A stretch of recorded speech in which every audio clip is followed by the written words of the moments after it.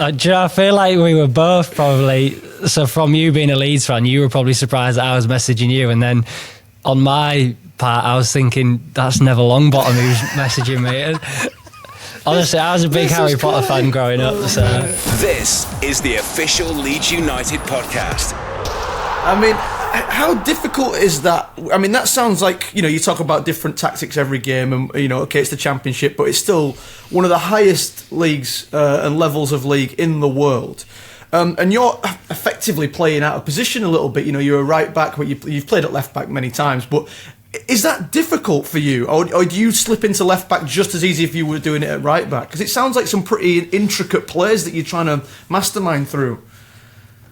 Yeah, I think, like you said, because I've played there in the past, I mean, the first time I played at left back was under this manager at Norwich. And I think then, because it was the first time I'd played there, I did not necessarily find it difficult, but it's a similar position, but obviously everything's on the opposite side. So the way you're defending's different, that you positioning, obviously using my left foot more. Uh-huh. Have you always had a left foot? Probably. It's got a lot better since since playing left back. I mean, right. I can swing it, but it's not. It's all right, I'd say. Right. But I've probably played in the last 3 or 4 years. I've probably played more at left back than I have at right back. Right. So for people that obviously knew me as a right back when I was last at Leeds, to see me at left back, for them it might be strange, but for me I feel like I'm comfortable there. Obviously I've got things to improve on. I can still improve my left foot. And then just sort of on the positional side, the manager and his staff, they obviously set us up and tell us, ways to play. And again, it's game dependent. So there'll be sometimes when I'm really high and wide, and there'll be somewhere they want me deeper, or they want me to sit into midfield and try and create an overload in that sense. So it's obviously a lot to learn, but it's, I feel like it works. And we've had a lot of possession against teams, and we've created a lot of chances. So it's a lot of information, but I enjoy it, and I think it's good. What you've nailed there for me is the fact that you've just said you've worked under Daniel Farke before, and you've played at left back for him. So to show that he's got the trust in respecting you, knowing that you can go and handle that situation, it speaks volumes to me, because that makes you feel like you've earned the respect. You're comfortable there. That's going to help you with your performances. Listening on together. You mentioned there that you've worked under Farke before at Norwich, but I just wanted to talk a little bit about when you re-signed for Leeds, because obviously you came sort of on trial at first, and you're helping us out with pre-season and whatnot. Was there a belief that you were always going to sign? Had Daniel kind of said, don't worry, we'll take care of you, or were you really kind of in limbo a little bit? There was definitely no guarantee. So I'd sort of come off the back of not the best injury situation at Norwich. I was obviously a free agent, and not heard a right lot, to be fair. There was a few clubs that were interested, a couple of options abroad as well, and I was sort of just waiting to hear what the next step was. So I'd done a lot of sort of fitness and extra training through the summer, so I felt like I was in a really good position fitness-wise and that kind of thing. And then, I got a message off the boss and his staff saying, obviously you're a free agent and we know you know the club, we've worked together before, do you want to come and train with us? And at the start it was just a case of come and train with us, and it's good for you, you're in a team environment to keep fit. And then just sort of as it progressed, I feel like I did well in training. And then they said, look, we've got pre-season games. Do you want to be involved in them? We'd like to play you in them. Obviously, from my point, it's always a risk being out of contract. But for me, the chance to impress and to sign again for Leeds massively outweighed any potential risk. Obviously, I know it's a huge opportunity to come back here to work with a manager I'd worked with before. So for me, it was just pure excitement, and I relished the opportunity. It's funny, it got to the point where, so I'd just sold my house in Norwich, and we had the completion date set, and I needed to shift all my furniture, and because I didn't know what was happening at Leeds, me and my partner just started looking for like houses to rent. So you had nowhere to go. No, we the first 5 or 6 weeks, even when the season started, we was dotting between hotels and Airbnbs, which she was pregnant at the time as well, still is pregnant. But so it was a stressful start. Yeah. But we gambled and we put our name down for this house like to rent for 12 months before Leeds had offered me anything. Wow. We thought, right, we're just gonna just go for it, and luckily it all paid off. You know you've had a good pre-season, and when you're feeling that confident to go and buy your house or gamble on that. But mate, I didn't know that story, Sam. I respect that massively because I've been through a lot of injuries in my time at Leeds United, mate. We'll chat about that later on because I want to tap into your mental state at the time because I really struggled with it. So I want to hear your side of your injury past, mate. But did you taught there? Did you, when you were asked to play and you knew you were out of contract and you could have got injured at any time, did you have any insurance behind you was there anything that you'd signed, or were you just so focused on playing for Leeds you were happy to just do anything possible you could to earn this contract and play games without any insurance? Yeah, there's no insurance in place. Wow. I obviously had that thought in my head because of the previous injuries, but I was so confident and positive from the work I'd done in the summer. You know, I'd worked with a real top physio and sort of fitness coach together, and they'd sort of highlighted where I could improve on certain things, and coming here I did feel in a really good position sort of fitness wise. So for me it's almost like a once in a lifetime opportunity. You're training at Leeds under a manager you know, obviously a really good squad for this league, and you got a chance to sign a contract. For me it was, I mean, what have you got to lose?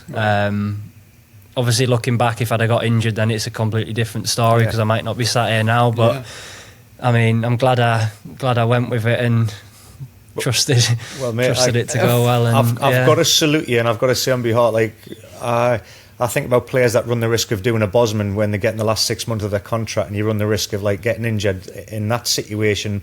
And the gamble is you're going to earn a huge contract because there's no transfer fee involved, and all the money becomes a player's. But mate, I salute you massive. I didn't know that story, mate, and for you to share that, and for the fans to know that, mate, it's almost like you've never been away from this football club. Your performance has been spot on. Obviously, you're so switched on, but that's a huge gamble, and it's paid off, and I'm buzzing for you. Yeah, we're all thrilled to have you back, mate. A couple of weeks ago, we had Rob Price on the show, who I'm sure you know very well, and he was taking us through sort of various players' rehab and injuries and all this kind of stuff. And we talked briefly about yourself, but you sort of, when you came into the club, obviously it is a very unique situation for you. You've had a particularly bad injury in the past. Is there stuff that you have to work on yourself, like outside of the club, or does everything get kind of switched over to Rob and his team, and you put your faith in them?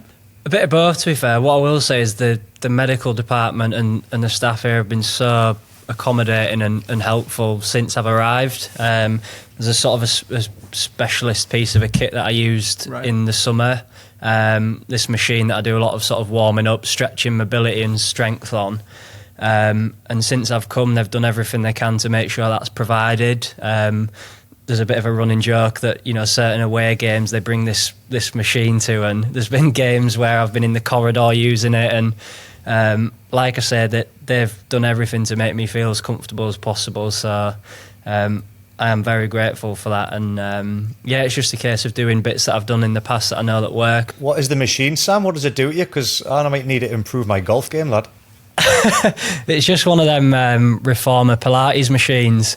So the guy I worked with in the summer, he does a lot of his stuff, strength and mobility with that. And so far, touch wood, it's been helping and it's been working. So Rob was talking about the effort of schlepping all the way down to places like Millwall with all the ice baths. Has someone got to drag your Pilates machine all across the country for all away games? Yeah, they remind me of it every day.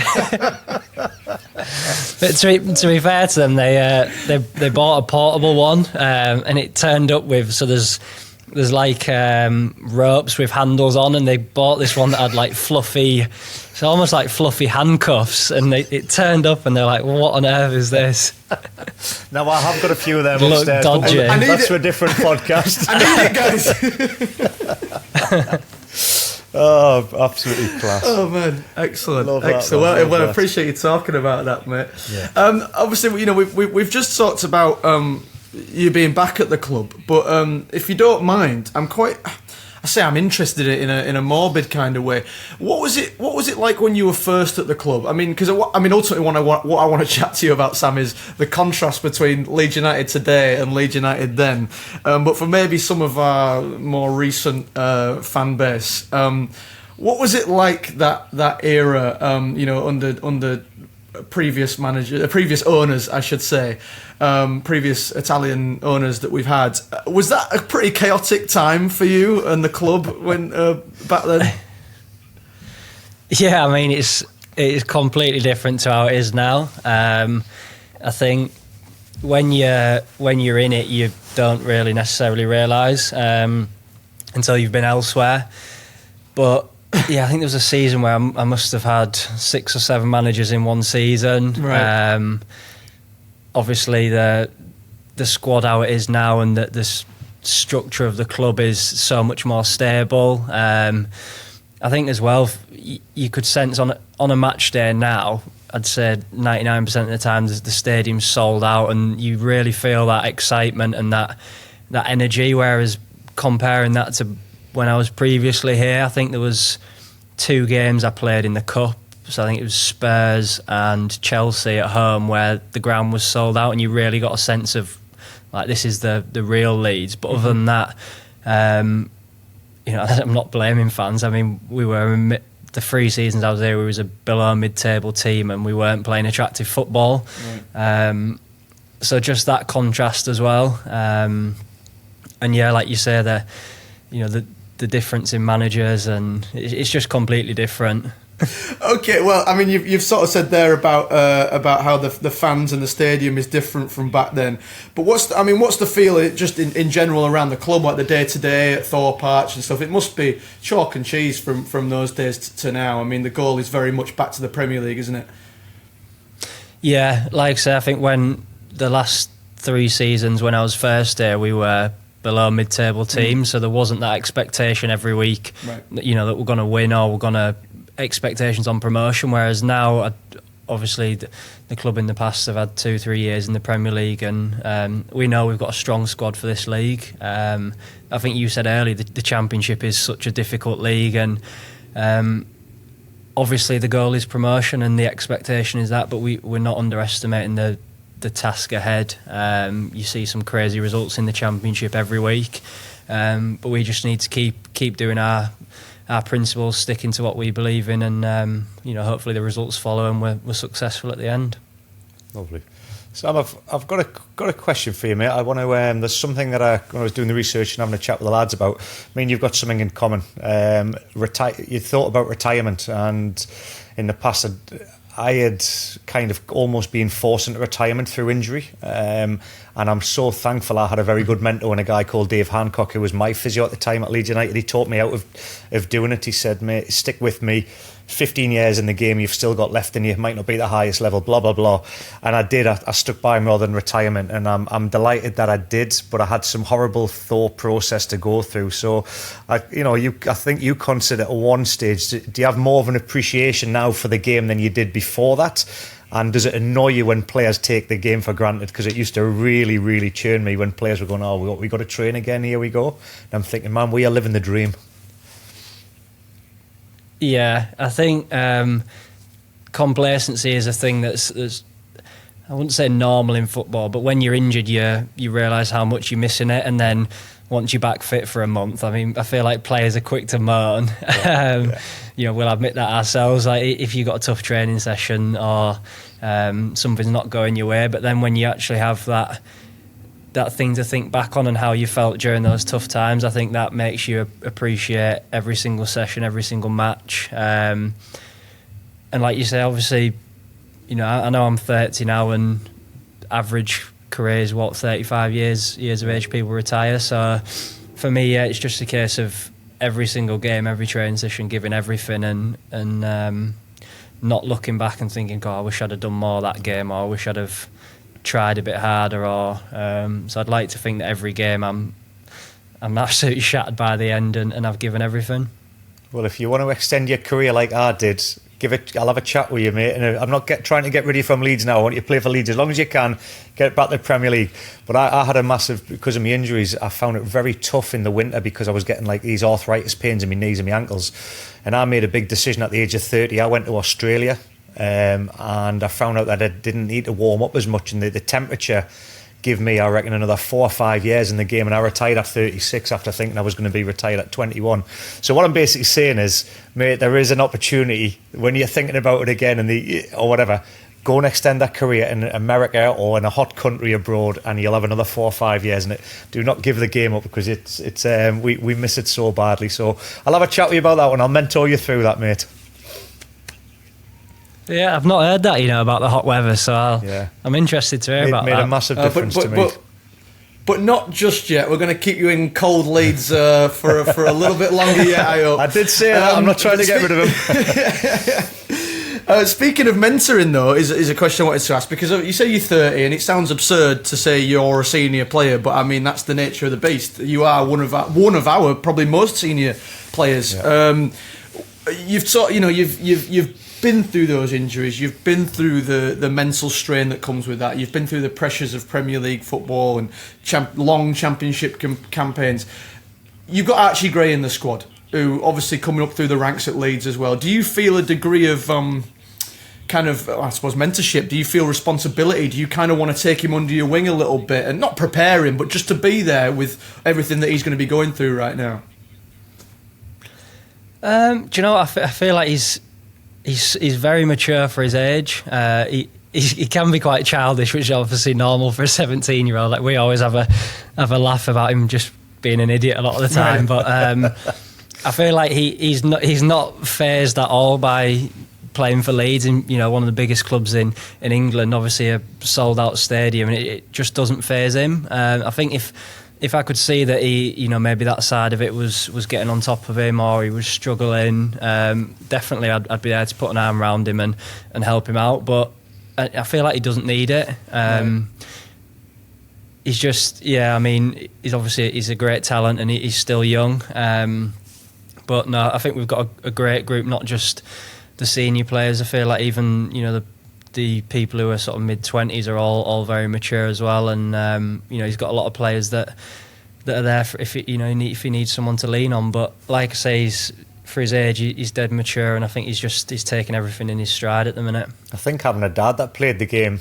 Do you know what? I played with his dad. Is that right? Yeah. I mean, that's mad.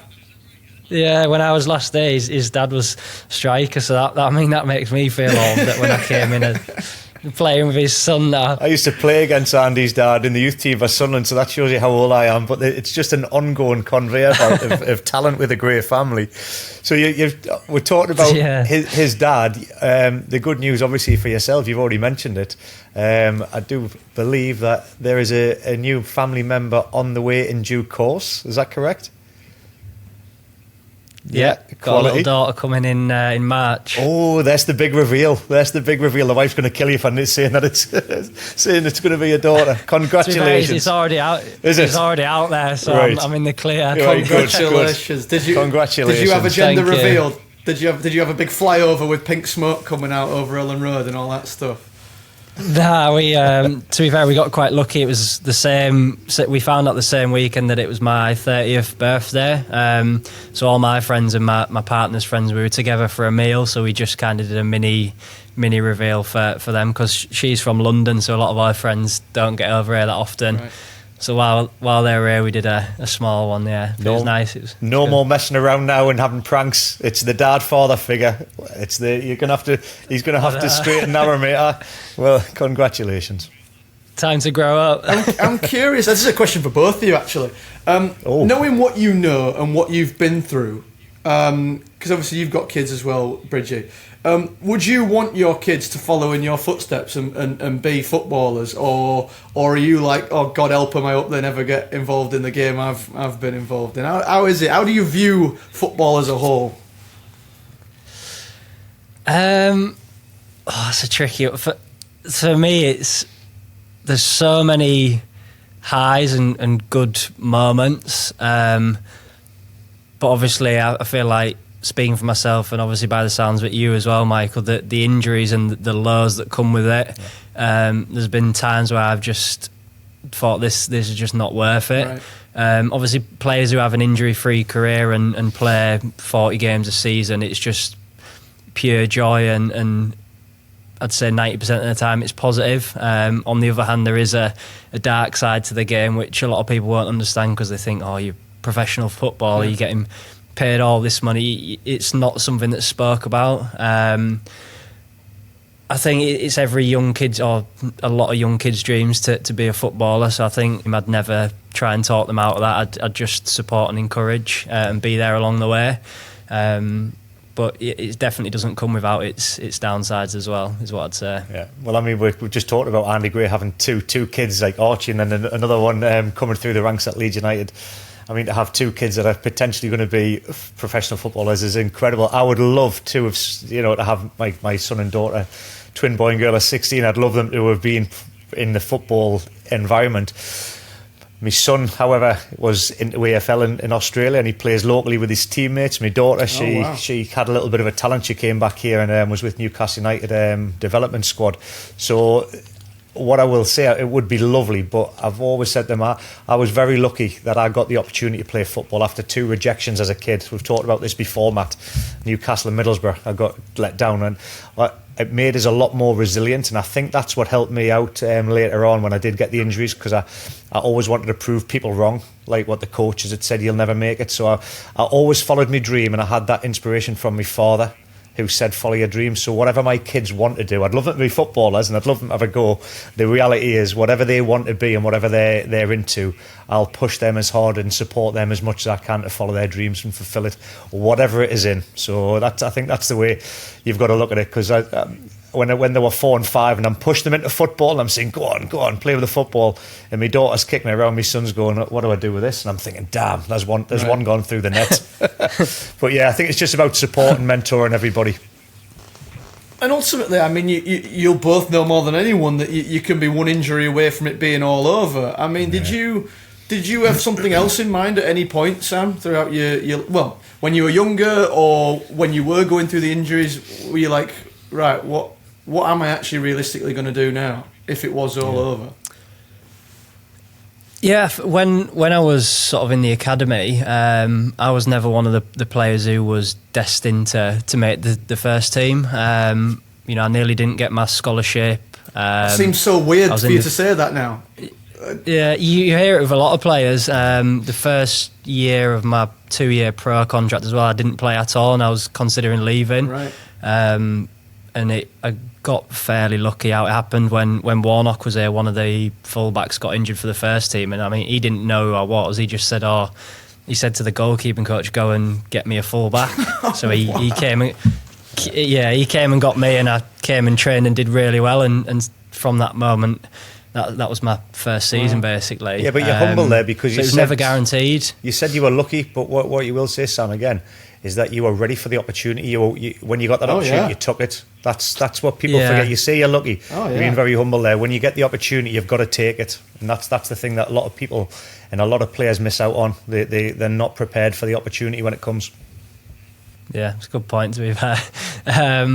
But I mean, in terms of, so when I was at school, my work experience, I worked in a Michelin star kitchen with a chef, like prepping the food for him, and like I really enjoyed that. So if I didn't go down the football route, then maybe would have been in a kitchen. I'm not sure. I did not expect chef that. Here we come.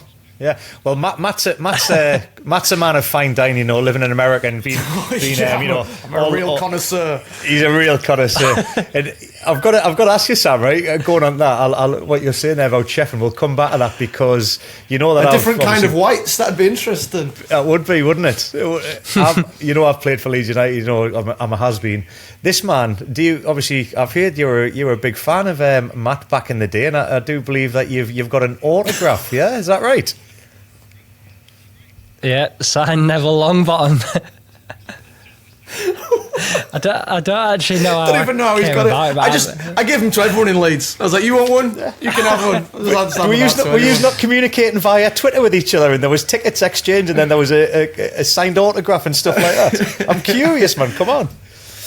Do you know, it's so long ago, I can't even remember exactly how it worked out, but I do distinctly remember that it was through my sister, actually, who was in York. I don't know whether we had mutual friends or she knew you personally. I'm not entirely sure. But as I vaguely recall it, it was said that Sam wanted a picture, which was probably bullshit. But there's me as a Leeds fan, like completely ecstatic, like thrilled, like absolutely, I'll sign this. And they're like, oh, he'll get you some tickets. So I think you got us tickets to a game. But this is probably something that you've not even heard. Someone probably did it on your behalf and just sorted the tickets, and you've just wound up with this autograph that you didn't even want. I feel like we were both probably, so from you being a Leeds fan, you were probably surprised that I was messaging you, and then on my part I was thinking, that's Neville Longbottom who's messaging me. Honestly, I was a big Harry Potter fan growing up. Mate. But no, that is true. That is true. I was going to say, I'll see if I can dig the photo out, because I know I've got it somewhere, and just moving house, it'll be in one of the boxes somewhere. So I'm glad you've kept it.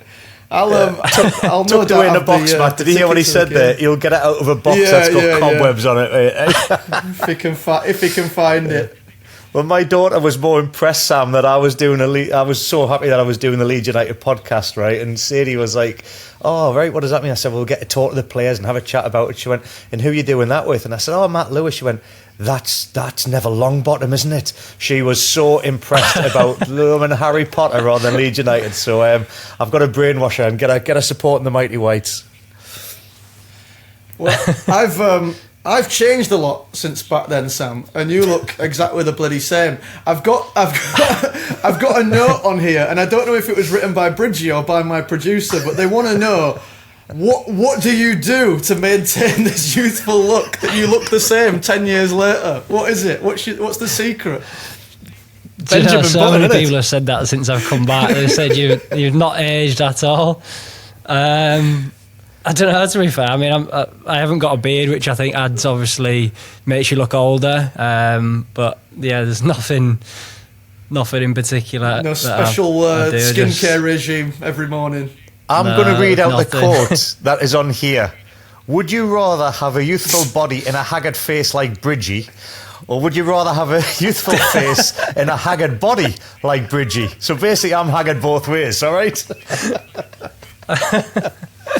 Who said that? Is that you, Matt? No, somebody's put it on there. That's just someone's put that on our notes, which actually I think it's a very good question. So we're going to put it to you. Which would you prefer? Youthful body with haggard face, or youthful face with haggard body? Which would you prefer? I feel like I've got the second one, so I'll stick with that. Brilliant. Oh, absolutely epic. This is the best one we've done, by the way. You are a legend, mate. Honestly, this is class. These are the hot off the press questions that people get in the Leeds United official podcast. You cannot get the answers to these questions anywhere else. There's an interesting fact about that's been doing the round since you scored that absolute bullet header the other week. That it's been approximately 3,000 days between your goal against Watford and then the last goal that you scored for Leeds. How can you sum up those 3,000 days? And did you ever think when you left the club all those years ago you'd be coming back to score goals like that? No, I mean, when I left, I'd always hoped that one day I'd come back, obviously in better circumstances. Yeah. Do you know what's funny? I mean, the 3 years that I was at Leeds the first time, 3 and a bit years, I think I scored 9, maybe 10 goals. Since then, in all that time, I've scored 1, and that was someone kicking the ball at me and it going in. They all count. Fringy will tell you they all count. So to come back and actually score another one at Leeds, I feel like it seems to be the only place where I can score goals. So hopefully I'll get a few more before the end. Does it come with a degree of trepidation? I mean, you talked about you wanting to come back on better terms, but the club was a very different situation back then. But is there a degree of trepidation around the fans? Like, are they gonna welcome me back? Is there a degree of nerves around that for your first home game? Yeah, when I first came out, I didn't know what the sort of reception would be like. I'd say sort of 80% was positive. It's funny actually, when we played Hearts away, and I was warming up behind the goal, and it was behind, like, in front of all the Leeds fans, and one of the fans just kept shouting, "Byram, you're only here because no one else wants you." And I was just thinking, just pretend you can't hear him. Pretend you can't hear him. Who needs opposition fans when you've got your own, eh?